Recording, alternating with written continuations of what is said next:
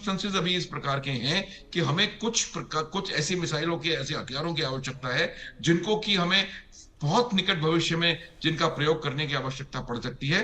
तो मेरा ये मानना है कि हमें ऑफ द शेल्फ खरीदने में इसमें ज्यादा परेशानी नहीं होनी चाहिए। देखिए, जी। मैं इस बात को बताना चाहता हूं कि हमारा उद्देश्य, पाकिस्तान हमारा नंबर वन एनिमी नहीं है। हमारा उद्देश्य अलग है। हमारी नेवी किस प्रकार की होगी उसकी वजह, उसका उद्देश्य हमारा अलग है। अगर जी। हम चाहते हैं कि हम एक एक्स्ट्रा रीजनल पावर बन सकें और हम एक एक इस प्रकार की पावर प्रोजेक्शन की कैपेबिलिटी हासिल करें जिससे कि हम अपने रीजन के बाहर अपना अपना इन्फ्लुएंस दिखा सकें, तो उसमें मुझे लगता है कि अभी हम काफी थोड़ा सा पीछे हैं। और उसको अक्वायर करने के लिए हमें ऐसे वेपन सिस्टम्स की आवश्यकता पड़ेगी जो कि हमको उस एम को हासिल करने में मदद कर सके। तो जी। इसलिए मेरा यह मानना है कि कुछ बहुत ज्यादा मॉडर्न सिस्टम्स, वेपन सिस्टम्स की जरूरत पड़ेगी, और खास करके उनके एयर और नेवल वेरिएंट्स की ज्यादा जरूरत पड़ेगी, क्योंकि जो सरफेस फोर्सेस हैं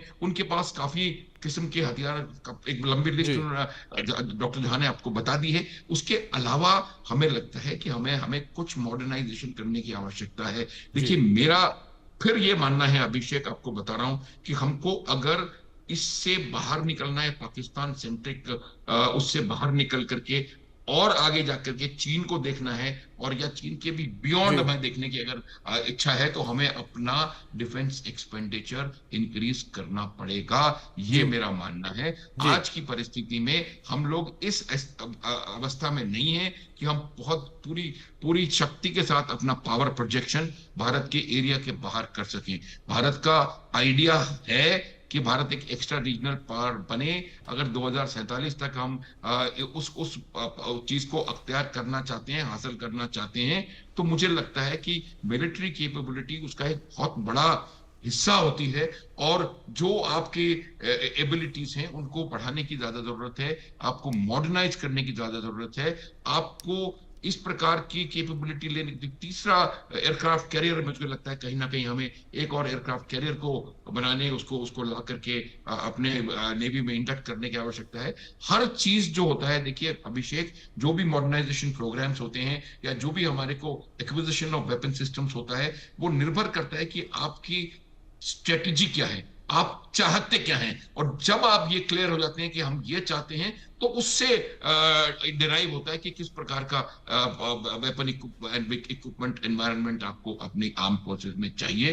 तो जी। मेरे को लगता है कि इस प्रकार की चीजों की स्टडी करते रहने में कोई हर्ज नहीं है।